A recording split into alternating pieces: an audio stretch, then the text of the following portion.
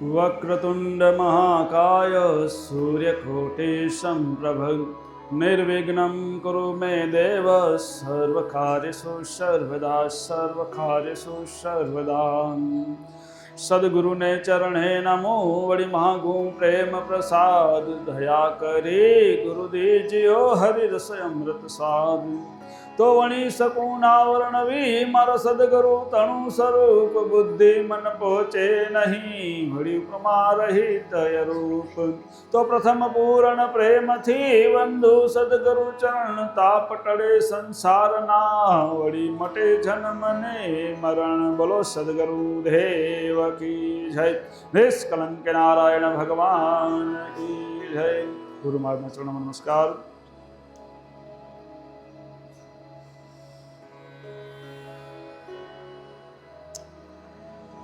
આપણે આજ અહીં બધી ગતગંગા 11 દિવસ અનુષ્ઠાન નિમિત્તે ભેગી થઈ એમાં ઉપસ્થિત આપણા 11 દિવસ સત્સંગ માટે રહ્યા એવા સંત શ્રી છગન બાપા, ગામના જે પધારેલા મુખી મહારાજો, ગામના આગેવાનો, કણધરો, તેમજ વડીલો, માતાઓ, બહેનો, યુવાનો અને ભૂલકાઓ એમ અહીં જે સૌ બિરાજમાન હરિભક્તોના હૃદયમાં બિરાજમાન પરમ કૃપાળુ પરમ ચૈતન્ય પરમાત્માને મારા કોટી કોટી પ્રણામ. હમણાં બધાએ સત્સંગ તો સાંભળ્યો આટલા દિવસ અને સત્સંગમાંથી કંઈ જીવનમાં ગ્રહણ કરી અને એને એમ લોક સાંગોપાંગ જીવન પર્યંત એમાં આપણામાં ફેરફાર ન થાય, જેને કહેવાય ટેકની વાત હતી ને, માથા સાઠે ટેક કહેવાય છે ને, માથા સાઠે મોંઘી વસ્તુ સાંપડવીની સેલ મહાપદ પામ્યા તે મરજીવા મૂકી મનનો મેલ. પણ આ બધી ટેક અડગ હોય તો કામ થાય. અને આપણે બધા વડીલો સત્સંગ સાંભળી રહ્યા અને બધું કરી રહ્યા અને પાછળ ભાવિની ચિંતા થાય એની છતાંય આપણે હમણાં વડીલોએ વાત કરી કે અમારા એરિયામાં કોઈ સંત નથી, અમારા આમ લોકો ગામમાં મંદિરોમાં લોકો આવતા નથી. આ બધા પ્રશ્નો ઊભા થવાનું કારણ શું?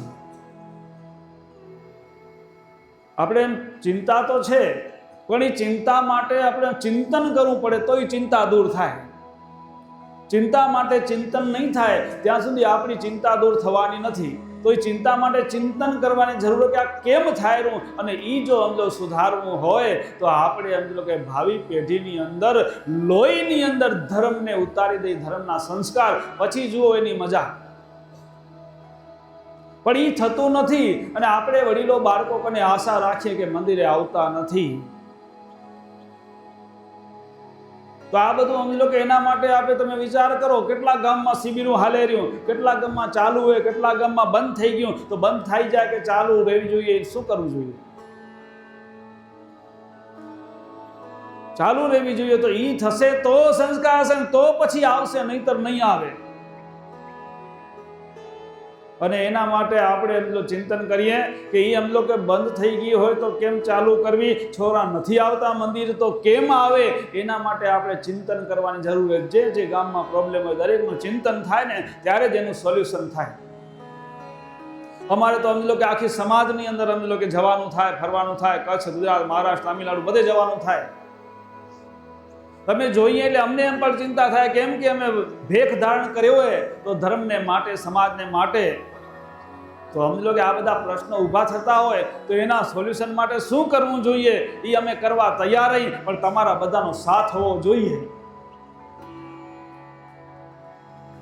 પણ તમારો સાથ ન હોય અને તો આપણે પ્રશ્ન મૂકી દઈએ, પ્રશ્ન મૂક્યાથી ન પતે, એનું સોલ્યુશન કરવાની પણ તૈયારી રાખવી પડે. તો એનું સોલ્યુશન એક જ છે કે નાનપણથી બાળકોમાં સમજી લો કે દુનિયામાં જુઓ બીજી જગ્યાએ કે આ જે સંપ્રદાયની અંદર સમજી લો કે આમ ભરચેક સાધુ હોય, ભરચેક સમજી લો કે મંદિરોમાં લોકો જાય, એ સમાજમાં શું કરવામાં આવે? તો એ સમાજની અંદર સત્સંગનો મહિમા વધ્યો. જેમ જેમ આમ લો કે કળજુગનો પ્રભાવ વધતો જાય જેમ તેમ જગતની અંદર નવી નવી ટેકનોલોજીઓ, નવા આમ લો કે આવિષ્કારો બધા આવતા જાય અને પાછળની પેઢી એમાં બધી ફસાતી જાય રહી અને ધર્મથી દૂર થતી જાય. તો એ બધાની સામે બચવું હશે તો કેમ બચાશે? આજે એમ લો કે આ પ્રશ્નો જો ઊભા થતા હોય આપણને તો દુઃખની વાત. તો એના માટે આપણે બચવું હોય તો સમજી લો કે જેમ જેમ સમજી લો કે ટેકનોલોજી ને નવા નવા આવિષ્કારો આવે ને કળજુગનો પ્રભાવ વધતો જાય તેમ તેમ સત્સંગનો પ્રવાહ વધારતો જવો પડે તો જ આનું સોલ્યુશન થશે, નહીતર નહીં થાય. અને સત્સંગનો પ્રવાહ વધારો પણ સાથે સાથે એમાં બાળકો કેમ બેસે એનું સમજી લો કે ચિંતન કરવાની જરૂર છે. નકો મોટા મોટા તમે બેઠા હશો સત્સંગમાં અને બાળકો નહીં બે તો પાછળ અંધારું જ થવાનું. હમણાં ચકાર કોટરાવાળા બાપાએ પણ વાત કરી, એના ગામમાં રોજ સત્સંગ થાય, મને ખ્યાલ છે 2 ગામમાં થાય રોજ સત્સંગ. ને ત્યાં પણ સમજો કે આશ્રમના સેવકો હોય, પાછળ હમણાં નાનકડા પેઢી પણ સેવકો છે. પણ મેં છોકરાઓને ઘણી વખત પૂછ્યું અને મારે કચ્છ ગુજરાત બાજુ જવાનું થાય એટલે મંદિરોમાં આ પ્રશ્ન આવે એટલે હું વાત કરું કે પહેલાં આપણા વડીલો વધુ ન થતું તો સમજો કે ગુરુવારના સત્સંગ કરતા, પછી પૂજા થતી. તો હવે પૂજા પણ ડાયરેક્ટ થઈ ગઈ, હવે બધું ડાયરેક્ટ થઈ ગયું. મેં છોરાને કીધું પછી આ સમજણ ક્યાંથી આવે? ને છોરા અમુક જગ્યાએ વ્યસનનું પ્રમાણ વધતું જતું હોય એટલે ત્યાં લોકો અમને કે મહારાજ અમારા ગામમાં વ્યસનવાળા વધી ગયા છે. એટલે આપણા કચ્છમાં નથી, અમુક અમુક એરિયામાં છે, બધાનું નામ ન લેવાય, સમજનારા સમજી જાય. તો મને પ્રશ્ન કરવામાં આવ્યો કે મહારાજ અમારા ગામમાં વ્યસન બહુ વધી ગયું છે, તો આનું કાંઈક કરો મહારાજ. મેં કીધું ઠીક છે કાંઈક કરીએ, લ્યો ફરી ઈચ્છા બળવાનું. આમ ચહેરા જોયા બધાએ, આમ ચહેરા જોયા તો બધાના ચહેરા તો એકદમ બરાબર તેજવાળા લાગ્યા. મેં કીધું આમાં કોઈ વ્યસનવાળા દેખાતા નથી તો કેની દવા કરું કે આમાં કોઈ કોણ એ વ્યસનવાળા? તો બધાએ માતાજી ઘાવ તો માતાજી જ ખાય, ભાઈઓ ન ખાય. કઈ વ્યસનવાળો ડખો તો એ મેં કીધું કે આ ક્યાં એમ દેખાય કે મહારાજ જે કાંઈ વ્યસનવાળા બગડેલા છોરા હોય ને એ સત્સંગમાં આવે જ નહીં. સાધુ સંતો આવે તેથી મંદિરે ના આવે સત્સંગ. મેં કીધું દવા કેમ થાય? હવે મહારાજ એવડા થઈ ગયા હોય, જબરજસ્તી તેડીએ ના અવાય, પછી તો માને નહીં. પણ નાનપણથી એને એમ લો કે એનામાં એવા લોહીમાં સંસ્કાર ઉતારી દો કે પછી એવા ધર્મના સંસ્કારો કે ગમે ત્યાં જાય ને એને સંઘનો રંગ ના લાગે. પણ આપણા ધર્મના સંઘનો રંગ એને આપણા રંગ લાગવો જોઈએ બીજાને, આવા સંસ્કાર ઉતારી દો. અને એના માટે આપણે શિબિરો ચાલુ રહેવી જોઈએ. બંધ થતી હોય તો એને કેમ ચાલુ કરવી, શું અડચણે એને દૂર કરવી પડે. અને ભવિષ્યમાં સાધુ સંતો જોઈતા હોય તો આપણે એક કામ કરવું, સત્સંગ રોજ થાય બધા, પણ વડીલો બૈરા પણ છોરાઓ સત્સંગમાં કેમ બેસે અને બાળકો સત્સંગમાં કેમ બેસે અને સત્સંગ ધર્મમાં પૂરેપૂરો ધર્મ સમજે કેમ બાળકો, એના માટેના આયોજન આપણે કરવા પડે તો થાય. અમે નિરીક્ષણ કરી રહ્યા કે એમ લો કે 4 થી 5 દિવસની શિબિરમાં કઈ પૂરેપૂરું બધું એને ધર્મનું જ્ઞાન આવી જાય ખરું? ના આવે. તો એને પૂરેપૂરું જ્ઞાન કેમ આવે? એના આયોજન કરો, એને સમજણ આવે કે આ બધા મંત્રો અમને કરવાનું કે તો રા, પણ આ મંત્રો કરી દો એમાં આપને ફાયદો શું થશે? તો એ મંત્રનો મહિમા એને સમજાવો, ધર્મનો મહિમા સમજાવો, પૂજાનો મહિમા સમજાવો. અને એ બાળકોને એની મહિમા સમજાશે અને પછી એના મતલબ કે મંદિરે આવવાની ઈચ્છા થશે અને પછી એમ લો કે તમારા મંદિરમાં ભરતી તો રહેશે, નહીં તો દિવસે દિવસે ઘસાતી જ જશે. ખોટી વાતો તો કેજો હરિભાઈ, સમજાશે તો ને. પણ બાળકોને ખબર નથી, આ તો બધું ફોર્માલિટીથી થતું જાય. પેલા જે ભાવ હતા એ ભાવે અત્યારે ઘટતા જાય કે આ તો મમ્મી પપ્પા દાદા દાદી કરવા માટે આપણે કરવાનું, પણ નહીં, શું કામ કરવાનું એની અંદર સમજણ ઉતારવાની જરૂર છે.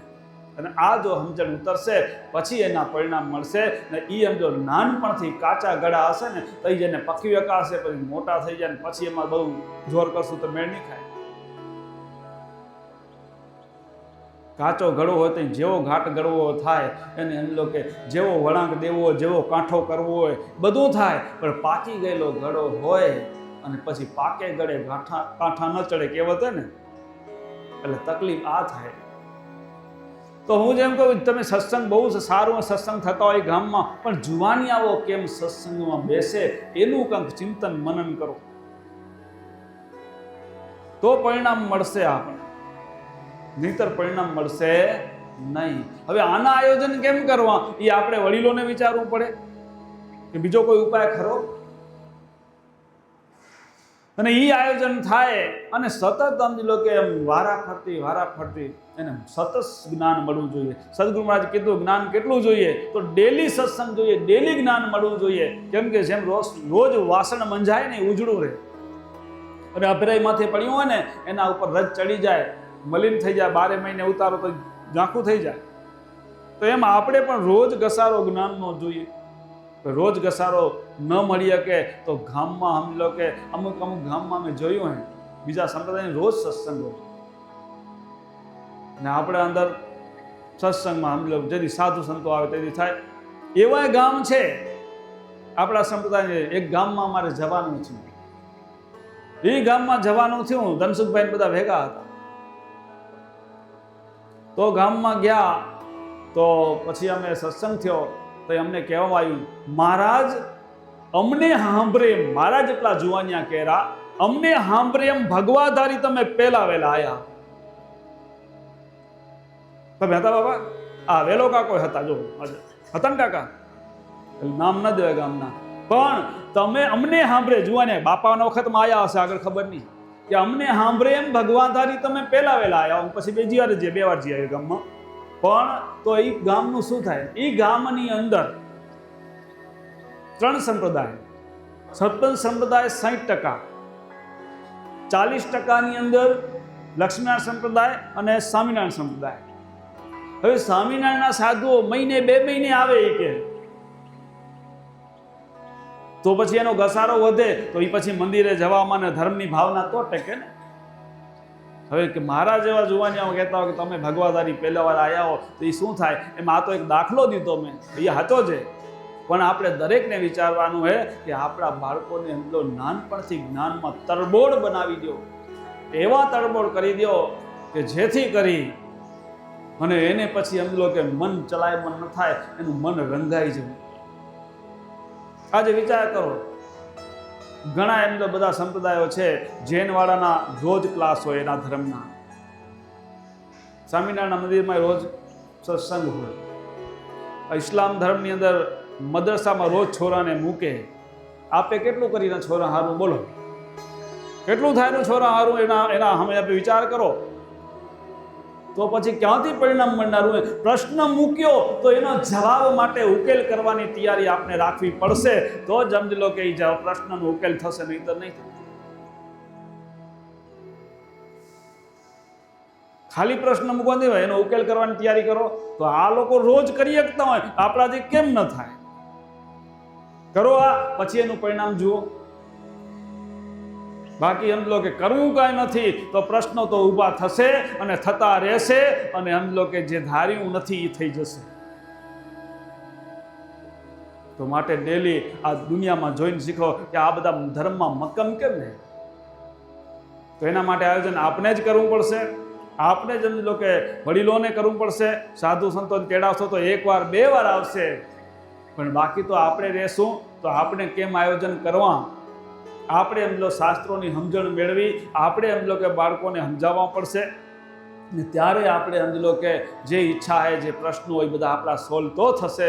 ને કોઈ પ્રશ્નો નવા ઊભા થતા જશે, પણ ખાલી પ્રશ્ન મૂકવાથી સોલ્વ નહીં થાય. એનો જવાબ જોઈતો હોય તો આપણે પોતાને જ એનો જવાબ લાવવો પડશે. એના માટે આપણે તૈયારી હોવી ખપશે.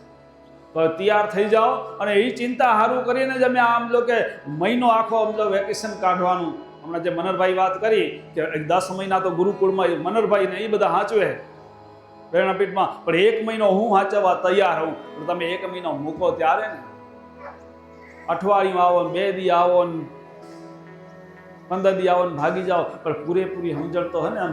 મહિનો સમજી લો કે કાયમ આવતા જતા હોય ને, ઘસારો હોય ને, તો એના ધરણ લોહીમાં ઉતરી જાય. આજે મેં એનું પરિણામ જોયું હે. અમુક દીકરાઓ જે હોસ્ટેલમાં પણ સમજી લો કે આપણી હોસ્ટેલમાં ઠીક છે પૂજાપાઠ કદાચ થતા હોય, દર્શન થતા હશે, પણ હોસ્ટેલમાં પણ ચરણામત લઈને જાય એવા છોરાઓ અમુક તૈયાર થવા મળી ગયા. કેમ કે એને ઘસારો હશે તો બધા પરિણામ મળશે. ખાલી પ્રશ્ન મૂકવાથી નહીં થાય. એ પ્રશ્ન સોલ્વ કરવા માટે શું કરવું એનું ચિંતન જોઈશે. એ ચિંતન કરો બધા ભેગા થઈને, ને ચિંતન આપણું પરમાત્માને પ્રાર્થના કરીએ કે પરમાત્મા પ્રેરણા આપે કે આપણો નિર્ણય પાછો સાચો હોવો જોઈએ. ચિંતન કરીને નિર્ણય ખોટો હોય તો પરિણામ ખોટું મળી જાય. ઘણા એમ કે હવે નથી આવતા, હું આમ કરીને મૂકો પૂળો નહીં, પૂળો નહીં, એને એમ કર્યું તો હવે આમ બીજાને જોઈન્ટ કરી, ભાઈ તું હાચવ. પણ બંધ થવું ન જોઈએ. આપણું જે કાર્ય હોય એ કાર્ય ચાલુ જ રહે, તો જ સમજી લો કે રિઝલ્ટ મેળવી શકશું, અને તો જ ભાવિ પેઢીની અંદર ધર્મના સંસ્કાર રહેશે, અને તો જ ધર્મથી, મંદિરથી કે જોડાયેલી રહેશે. નહીંતર ધર્મ છે ને સતપથ સમાજ થઈ જશે, ધર્મ નહીં રહે.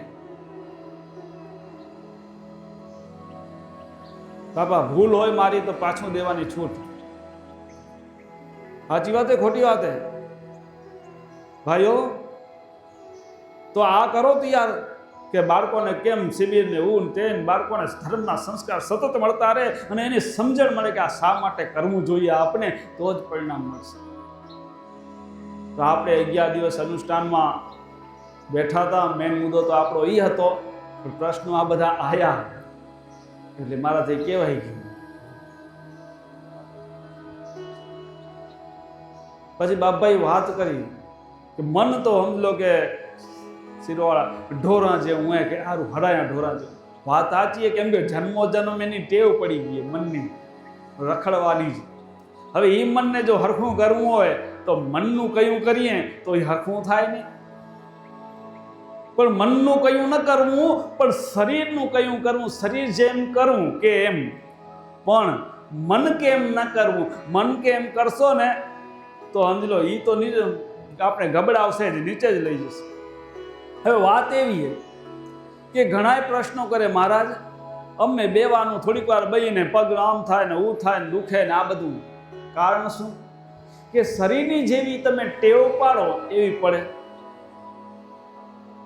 હવે આપણે કાયમ ખુરશીમાં બેતા તો પટે બેવામાં તાણ જ પડનારી.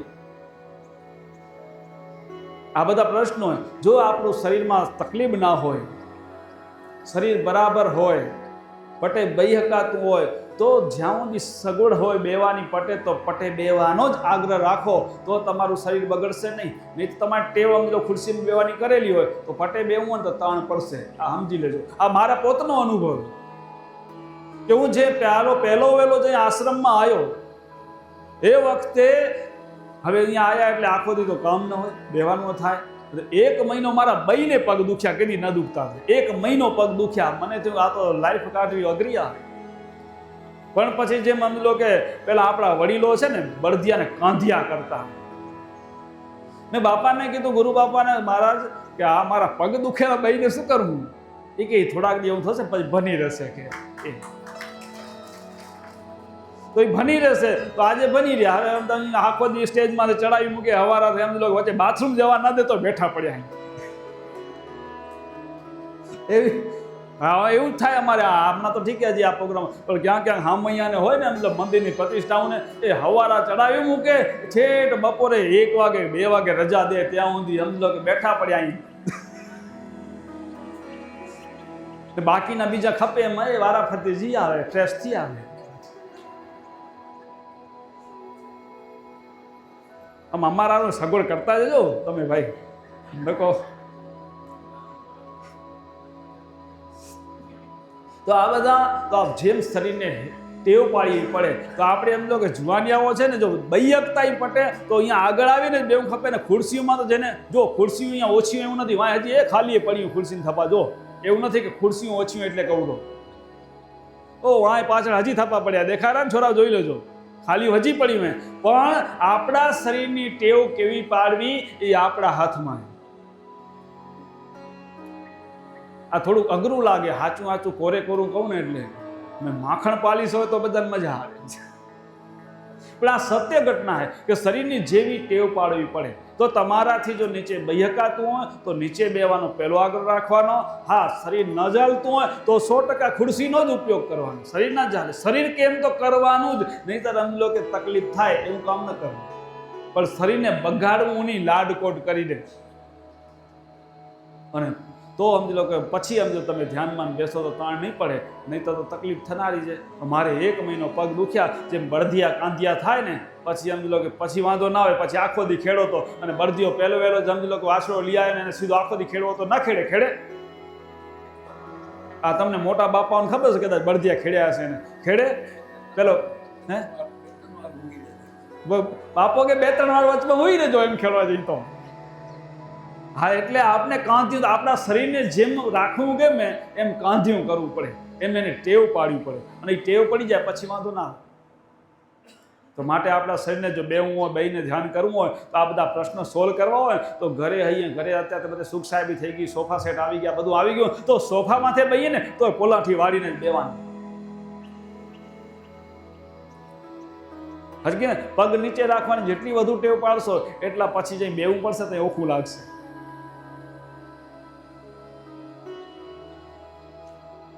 ઘરે હો કે ગમે ત્યાં શરીરને ટેવ, તમને કેમ શરીરને રાખવું એમ ટેવ પાડો. તો પછી મહારાજ બેવાતું નથી, પછી રાવ ખાઓ, એ ખોટું. અને આ મનને ચંચળે, આ મન રમાડેલું, માટે મન ગમે એટલી જેટલી સુવિધા દેશો ને મનને સંતોષ થનારો નથી. તો મનને સંતોષ, અને બીજું કે આ મનને જીતવાનું. હમણાં એક વડીલે વાત કરી સરસ મજાની કે બહુ સમજી લો કે દાતાઓ સમજી લો કે દાન દે ને આ લઈ આવે, પ્રસાદ લઈ આવે, બહુ લઈ આવે, ખાવાનું ખાવાનું ખાવાનું, ઘણા ટાણા થઈ જાય. વાત સાચી, ઘણા ટાણા થઈ જાય. પણ વસ્તુ એવી છે કે આપને લેવું કેટલું. અમે કઈ ભાઈ હવે એક જ ખપશે, આ વાટકો ન લેવો તો કોઈ ના કે ખરું તમને? એ મનને જીતવાનું હોય. એક જોગી હતા, ગયા જંગલમાં ફરવા. હવે જોગી જંગલની અંદર ગયા એટલે ત્યાં જંગલમાં તો ઘણા બીજા સાધુઓ રહેતા હોય, એટલે જંગલની અંદર બધા સાધુની મુલાકાત લેતા લેતા જતા હતા. એટલે બધા સાધુઓ કે મહારાજને કેમ છે, મજામાં? મન કેમ કહેવું? તો હો, અમે તો અમારા મનને જીતી લીધું, અમે અમારા મનને જીતી લીધું. બધા સાધુ એમ કહેવા માંડ્યા. પણ બધા સાધુ કહેવા માંડ્યા, પણ આ મહાપુરુષ હતા એને કીધું તમે બધા એમ કહો બરોબર કે તમારા મનને જીતી લીધું, પણ એ તો તમે જંગલમાં પડ્યા હો, જંગલમાં કઈ દેખાય તો મનને, પણ તમે બજારમાં આવો ને તમારું મન જો આડું હવડું ન થાય તો તમે તમારા મનને જીત્યા કહેવા. બજારમાં આવો માર્કેટની અંદર અને પછી સમજી લો કે તમારું મન જો આડું હવડું ન થતું જીત્યા. અહીંયા કાંઈ જમારમાં કાંઈ દીઠું જ નથી તો પછી મન ક્યાં જનારું? દાખલા તરીકે સમજી લો કોઈ બાળક નાનપણથી મોટું થાય અને એને કેરી જ ન જોઈ હોય ને કેરી ખાધી એનો અનજોઈ ન હોય, અને એ બાળક સમજી લો કે મારા જેવડો થઈ જાય, એના આગળ કેરી પડી હોય તો એને મોંમાં પાણી આવે ખરું? ના. એકવાર હવાદ લઈ લે પછી એને મોંમાં પાણી આવે, જોયા ભેગું. ત્યાં સુધી એને પાણી આવે નહીં. તો એટલે કે મેં મારા મનને જીત્યું. આ મનને પરિપક્વ કરવાનું હોય કે અહીંયા ગમે એટલું હોય, મારે કેટલું ખાવું કે કેટલું ન ખાવું, એ મન ઉપર કંટ્રોલ રાખી શકો ને કે નહીં, આ પરીક્ષા છે. શરીર તો આપણું હોય ને, દેવાવાળા ભલે દે. અને આ મનને જીતવાનું સમજો આ ઉપાય આ હે. જોગીને કોઈ જંગલમાં પડ્યા, કાંઈ દીઠું જ નથી, કેરી જમાનમાં કેરી ખાધી જ નથી, કેરી જોઈ જ નથી, તો પાણી આવે ક્યાંથી? પણ આગળ પડ્યું હોય, ચાખેલું હોય, અને પછી એમ કે મનને વાળવું. આ મનને વાળવા માટેનો પ્રયોગ સમજી લેવાનો. દરેક વસ્તુમાં પોઝિટિવ વિચારતા થઈ જાઓ તો પોતે મન અભ્યાસથી બધું થાય. અને આ મનને આપણે આ શરીર આમાં શું, અત્યારે બધા અહીંયા મોટા વડીલોને અત્યારે શું કે બધા ખોરાક બગડી ગયા, એટલે આમાં બધા અલગ અલગ પ્રકારના દર્દીઓ હશે. હવે આમાં દર્દીઓ હોય, કોઈને સમજો ડૉક્ટરે કીધું હોય કે એક ભેગું ન ખાજો, થોડું થોડું ખાજો, તો એ લોકોને પછી એમ થાય કે સારું સમજો એક ભેગું 3 ટાણા દો, 3 ટાણામાં ખોરાક ઓલા કીધું કે સમજો કે 2-3 કલાકે થોડું થોડું લેતા જજો, એમ તો શું કરવું? તો આમ પ્રસાદી જડે પડી તો એ દર્દીને વાંધો ના આવે. બાકી મારા જેવા હાજા તાજા હોય ને એમ જો કે ન ખાવું તો છૂટે. હવે આમાં દર્દીઓ હોય કે ન હોય?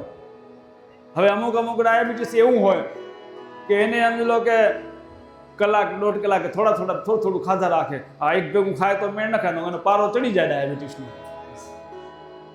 તો આ બધા પ્રશ્નો ઊભા થતા હોય. પણ આપણે મનને જીતવા માટે અને આ 11 દિવસમાં કામ બીજ કરવાનું, 5 કર્મેન્દ્રિય, 5 જ્ઞાનેન્દ્રિય અને 11મું મન જીતાશે તો બધી ઇન્દ્રિયો જીતાઈ જશે. બધાનો જેને સ્વાર કહેવાય ને એ મન હે. ને આપણે તો કોણ, આપણે ઓળખવું હોય, આપણું જ લક્ષ્ય છે, આપણું છે તેમનું લક્ષ્ય ક્યાં સુધી, જેનાથી છૂટા પડ્યા ત્યાં સુધી પાછું પહોંચવું હોય. તો લક્ષ્ય આપણું તો પરમાત્મા છે, ને આપણે કોણ, આત્મા અહીં. અને આપણે આ શરીર છે ને ભગવાન રથ દીધો હોય શરીર રૂપી, અને આત્મા એમાં સવાર થઈને બેઠો હોય, અને એનો સારથી છે ને મન હે. મન સારથી હે અને ઇન્દ્રિયો છે ને એના ઘોડા હે. પણ જો અસવાર બરાબર હોય, સારથી બરાબર હોય તો ઘોડા સીધા હાલે, અને જો અસવાર ઢીલો પોચો હોય તો પછી ઘોડા રથને ક્યાં લઈ જાય કઈ નક્કી નહીં. એમાં એટલા માટે પાછા વિવેકરૂપી જેને કહેવાય ઘોડા હોય ને એને આંખની આડા પડદા રાખે, ખબર ને, એને ડાબલા કે. એ પડદા શું કામ રાખવામાં આવે કે એની નજર સીધી જ પડે, આડી અવળી ન જાય. જો આડી અવળી જાય ને કઈ ખાવાનું દેખે તો વળી એમ ઉભા જવાનું મન થાય, આમ રસ્તા ઉપર સીધો સવાર હાકલે એમ સીધો હાલે. એમાં આપણે સમજી લો કે આપણીઓ ઇન્દ્રિયોને કયા ડાબલા ચડાવવાના, શેના પડદા? તો જ્ઞાનરૂપી ડાબલા હશે પડદા, તો આપણી સમજી લો કે ઇન્દ્રિયો વાંચી ચૂક્યું નહીં થાય, અને તો મનના ક્રિયામાં રહેશે. માટે આ જ્ઞાન છે ને એ આપણા મનની અંદર ઉતારી અને એમ લો કે એના જ્ઞાનના ડાબલા, જ્ઞાનના પડદા રાખી અને પછી સીધા હાલા જશો તો વાંધો નહીં, નહીંતર આપણી ઇન્દ્રિયો એમ ઘોડાને ઘોડે હાડી ફેડી થઈ જશે. આપણું લક્ષ્ય જ્યાં છે જીવનનું એ લક્ષ્ય સુધી પહોંચાડશે નહીં. તો લક્ષ્ય સુધી પહોંચવું હોય તો જ્ઞાનના ડાબલા અને મનને સાથી બનાવવું હોય તો મન સમજી લો કે ક્યારે જ્ઞાન મળશે ત્યારે મનના કલંક જશે, મનને સમજણ આવશે, ત્યારે મન સમજી લો કે સીધા રસ્તે હાલશે અને તો આપણા લક્ષ્ય સુધી પહોંચાશે. દાખલો લઈએ મહાભારતનો, તો મહાભારતની અંદર ભગવાન કૃષ્ણ અર્જુનના સારથી હતા અને અર્જુન પોતે રથી હતો, જેમ આપણો હાથમાં રથી. તો અર્જુન રથી હતો ને કૃષ્ણ ભગવાન સારથી હતા, પણ સારથી બરાબર હતા માટે એનો રમલો કે વિજય થયો, નહીંતર રમલો કે એની તાકાત નથી કે હા મેં બધા સમજો કે આટલા બધા કૌરવો છે એની આગળ સમજો અર્જુન જીતી શકે એટલી તાકાત ખરી ના. એની અંદર તો અનેક મહારથીઓ હતા કે એક એક મહારથી ખાલી પાંડવો સેનાને આખા એક એક વ્યક્તિ પહોંચી વળે એમ હતી. પણ જેના ભગવાન અને ભગવાન કેવા હોય, કલંક રહિત હોય, એમાં આપણું મન પણ કલંક રહિત થશે ને ત્યારે જ આપણી ઇન્દ્રિયો ઉપર કંટ્રોલ આવશે. અને મનને કલંક કરવા માટે સતત જ્ઞાન જોઈશે, સતત શાસ્ત્રનો અભ્યાસ જોઈશે, સતત શાસ્ત્રનું ચિંતન જોઈશે. ને આ બધું થશે અને આ બધું બાળકોને કરાવશો ત્યારે સમજી લો કે મંદિરો ભરેલા રહેશે અને ત્યારે સમજી લો કે આપણે ભવિષ્યમાં સાધુ સંતો મળી રહેશે, નહીંતર નહીં મળે. પછી જોઈતા પરિણામ મળશે નહીં. તો આ બધું કેને કરવું પડશે? આપણે જ કરવું પડશે. આપણા કલ્યાણ અર્થે કરવું પડશે, આપણી ભાવિના કલ્યાણ અર્થે કરવું પડશે, ધર્મના અર્થે કરવું પડશે. તો અત્યારે આપણે 11 દિવસમાં અનુષ્ઠાનમાં બેઠા અને એમ એકદમ સમજો ટાઈમ ટેબલ માટે એકદમ પરફેક્ટ સમજો ઘડિયાળના કાંટે દોડ હાલતી હતી. આ ટાઈમ થઈ ગયું પહોંચી જાઓ, આ ટાઈમ પહોંચી ગયા, એમ સમજો ઘરે જઈને પાછા આમ એકદમ ટરકોરા બંધ રહેજો, ઢીલા ન થતા, રબડ જેવા આમ તાણીએ તો આમ લાંબા થઈ જાય અને મૂકો તો પાછા થઈ જાય નાનકડા હતા એવા ને એવા. રબડ હવે પેલી કેવી હોય ટૂંકી હોય પણ ખેંચો તો કેવી લાંબી થઈ જાય. એમાં હમણાં આગળ તો બરાબર હાલતા હતા. હવે આવા ને આવા આમ લો કે આમ તાણેલા રહેજો, ઢીલામાં થતા પાછા રબડ જેમ થઈને પછી હાંકડા થઈ જાવ ન કરતા. નહીંતર આપણે એમ લો કે દરેકને અનુષ્ઠાન શેના માટે કર્યું? બીજા માટે કર્યું કે આપણા માટે કર્યું? પોતાના માટે. પોતાના શેના માટે? પોતાના કલ્યાણ માટે.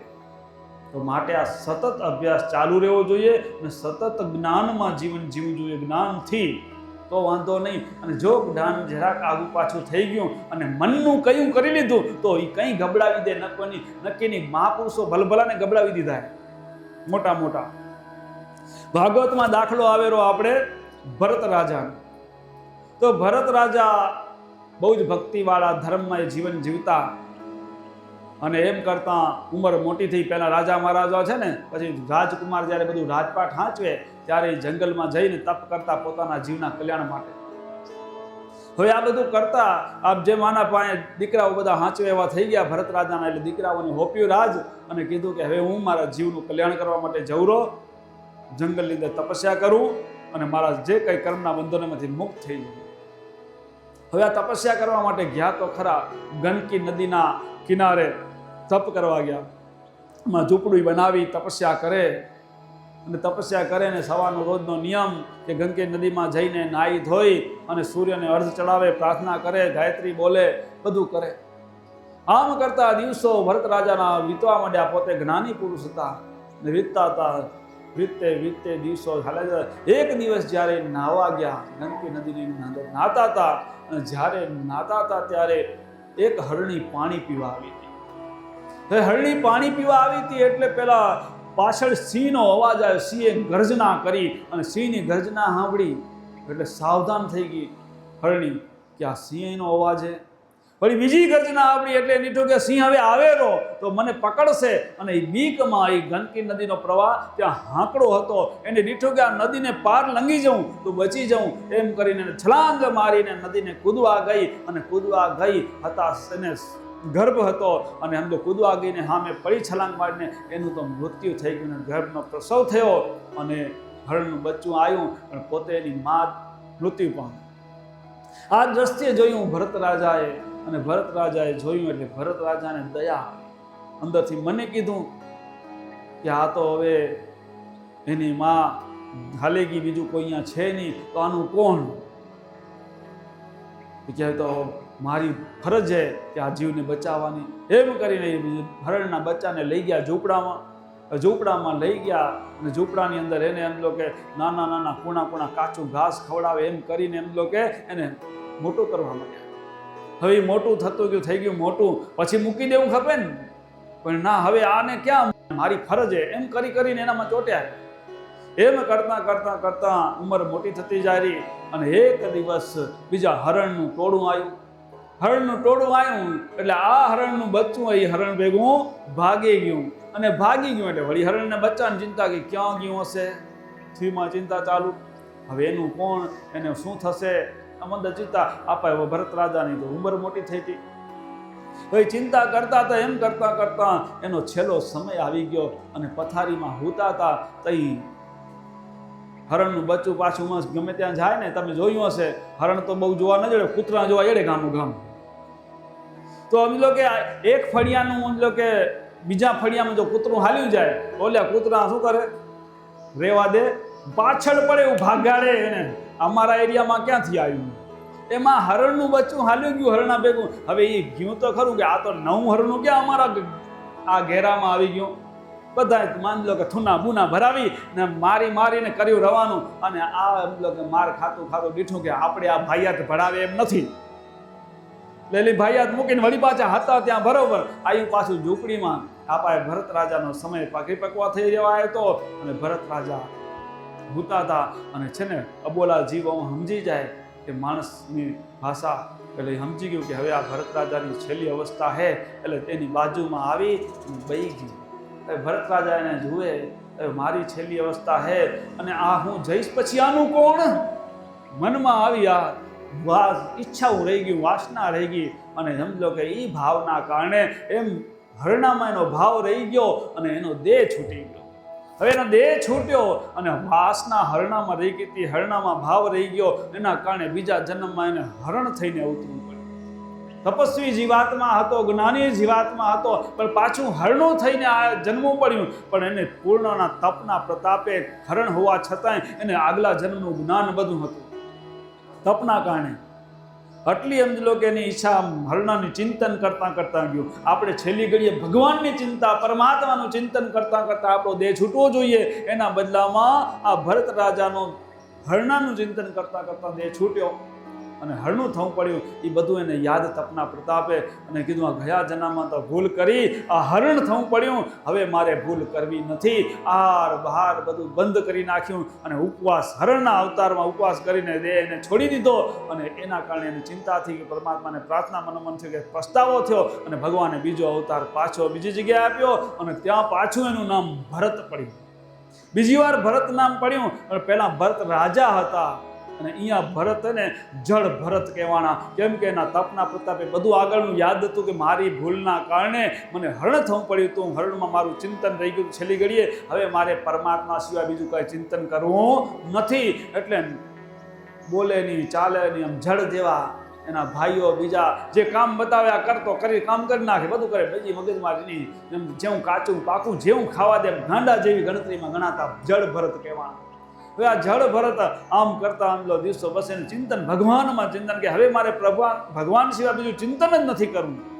એક જ ચિંતન, કોઈ કે કરી દે, બાકી કાંઈ ઉપાધિ નહીં, કંઈ નહીં, ના બોલવું ચાલવું, આમ કરતાં કરતાં દિવસો વીતતા હતા. એક વખત એ ભરત રાજા જંગલમાં હશે, જળ ભરત, અને ત્યાંથી રાહુગણ નામના રાજા પોતાના 4 સેવકો લઈ અને પાલખીમાં બેસી અને કપિલ મુનિના ત્યાં બ્રહ્મજ્ઞાનની પ્રાપ્તિ માટે નીકળ્યા હતા કે બ્રહ્મજ્ઞાનની પ્રાપ્તિ કરી મારું કલ્યાણ થાય. હવે જતા હતા રસ્તાની અંદર 4 સેવકો ખપે પાલખીમાં, એક સેવક બીમાર પડ્યો, અને પછી બીમાર પડ્યો એનાથી હવે એમ તો પાલખી ઉપડે એવી નથી, અશક્ત થઈ ગયો. એટલે વિચાર કર્યો કે હવે શું કરવું. ઓલો સેનાવિક ભાગી ગયો, હવે થાકી રહ્યો, આમ લોકો બીમાર થયો એટલે ભાગી ગયો. એટલે હવે આ 3થી કહેવાય નહીં. રાજા કીધું જાઓ કે અહીંયા નગરમાંથી કે હોય તો અહીંયા ગોતી આવો. હાથમાં આ દીઠો જળ ભરત બરાબર શરીરમાં તગડો હતો, કે આમાં વાંધો નહીં આવે, આ વજન ઉપાડી શકશે. જળ ભરતને પકડી આવ્યા મહારાજ અને લઈ આવ્યા પાલખીમાંથી. હાલ ચાલ પાલખી ઉપાડ.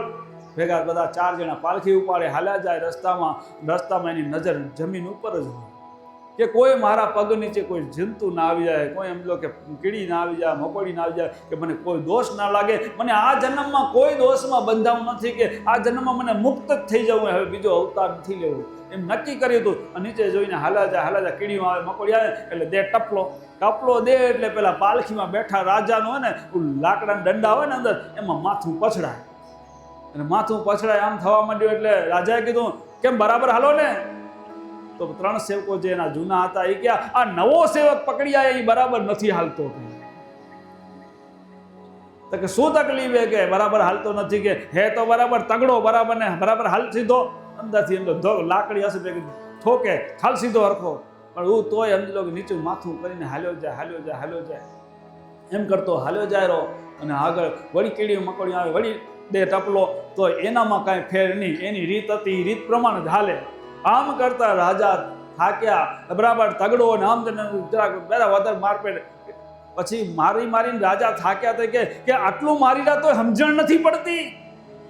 તઈ ભરતની બોલવાની ઈચ્છા હતી કે આ રાજા અભિમાન લઈને જઈ રહ્યો હે, અને આ અભિમાન લઈને જો ઋષિ કને જ્ઞાન મેળવવા જાય રહ્યો, ત્યાં ઋષિ એને જ્ઞાન આપશે નહીં. બ્રહ્મ જ્ઞાન એમ લો કે અભિમાન હોય તો અંદર ઉતરે નહીં. હવે આનું અભિમાન ઉતારવું એવી ઈચ્છાથી ત્યારે જળ ભરત બોલ્યા કે મહારાજ તમે મારો રા, મને ક્યાં મારો રાખે, તમે તો મારા આ શરીરને મારો રા. હું તો આત્મા, હું શરીર નથી, કે મને મારનારો કોઈ નથી, મને કોઈ મારી શકે એવો નથી.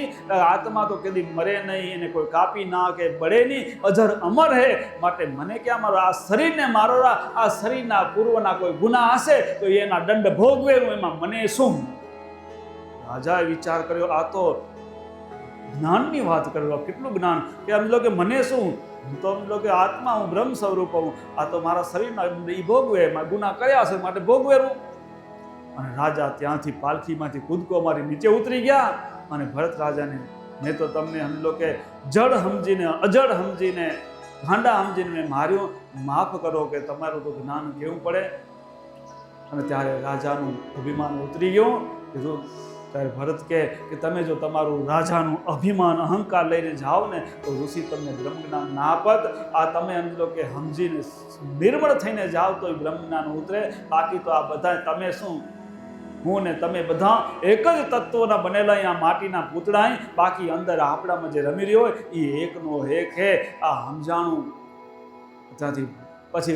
ત્યાંથી એમ લો કે જળ ભરત કનેથી સમજણ જ્ઞાન લઈ અને રાજા ત્યાંથી જ પાછા વળ્યા. ઋષિ કને પોતા નહીં, અને જળ ભરત કને જ્ઞાન મળી ગયું. અને આવું જીવન જળ ભરતે જીવ્યું કે આ જગતની ઉપાધિ બધી નહીં. હા, કામ કરવું હે ભાઈ, કે જે કંઈ કામ કરી દે, બાકી એમ લો બીજી બધી માથાકોટ મૂકીને બસ એક જ ભગવાનનું ચિંતન કેમ ન ભૂલાય.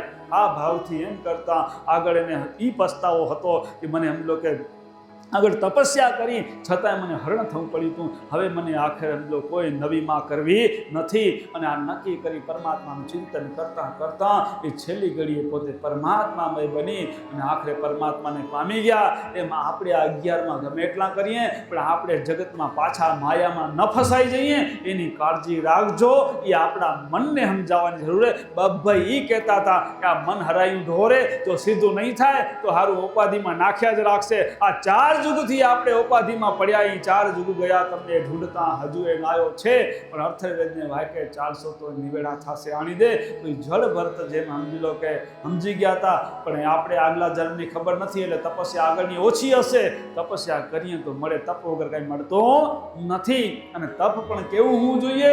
પરમાત્મા પ્રાપ્તિના લક્ષ્યનું હોવું જોઈએ, નહીં કે જગતની માયા માટેનું. આપણે તો તપ કરીએ તો જગતની માયા ભેગી હોય માગીએ, અને જગતની માયાની ઈચ્છા રાખીને તપ કરશું તો નહીં ફળે. જો જગતની માયાની ઈચ્છા રાખીને કરશું તો આપણા ક્યારે મન બગાડી નાખે, ક્યાં લઈ જાય કાંઈ નક્કી નહીં. ભલે તપસ્વી કાં નહીં, એ તો રાવણ તપસ્વી હતો, પણ તપ કરતો તો માયાને લક્ષ્યમાં રાખીને તપ કર્યું હતું. અસુરો તપ કરતા હતા, પણ એ માયાને લક્ષ્યમાં રાખીને તપ કર્યા હતા, માટે એની બુદ્ધિ બગડતી હતી. અને સમજી લો કે એ અસુરો કહેવાના ભગવાનની ભક્તિ કરી શક્યા નહીં, અને ભગવાનને પામી ના શક્યા. આવાગમનના ચક્કરમાં એને રખડવું પડ્યું. એમ આપણે જો આવાગમનના ચક્કરમાંથી રખડવું હોય તો આપણે જે કંઈ જ્ઞાન મેળવ્યું હોય એને જીવનમાં ઉતારી મંડી પડીએ. અને મન જો ના માનતું હોય અને હરાયા ઢોરના ગળે જ્ઞાન જો જીવનમાં ન પચતું હોય તો પછી એને સમજી લો કે કડકમાં કડક સજા કરવી પડે. મનને જે સીધું ના હાલે ને તો પછી સજા થાય કે ન થાય?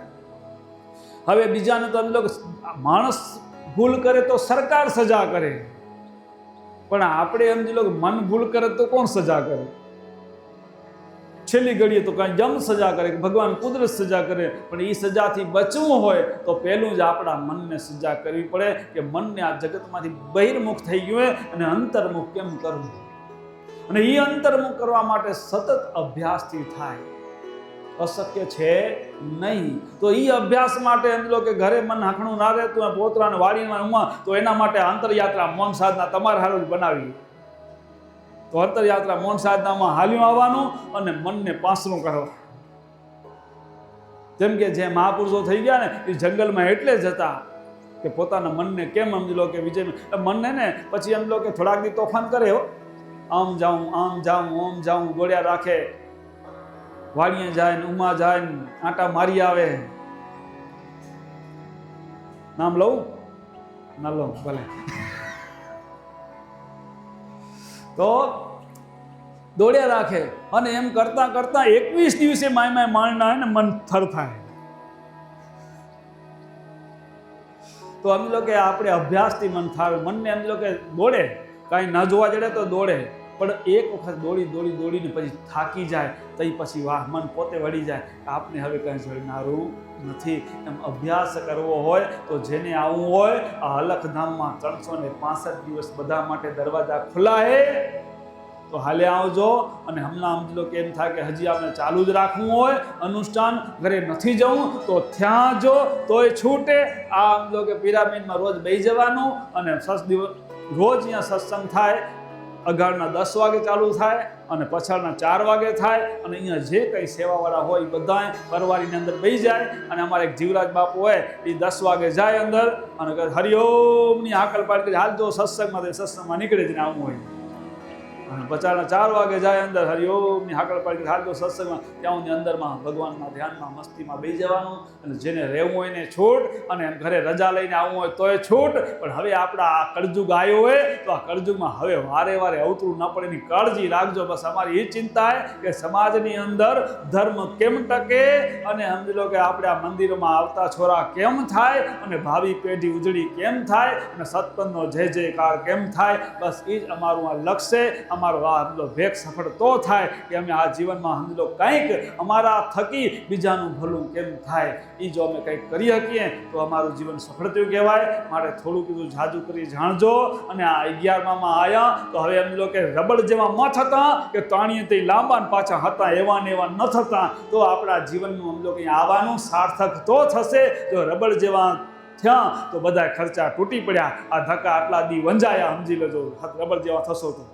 માટે આપણા દી આ 11 વંજાય નહીં, અને કંઈક જીવનમાં પરિવર્તન આવે થોડે આગળ વધતા જઈએ, પરમાત્મા તરફ ગતિ કરતા જઈએ. એ પરમાત્માને પ્રાર્થના. બોલો સદગુરુ દેવ કી જય.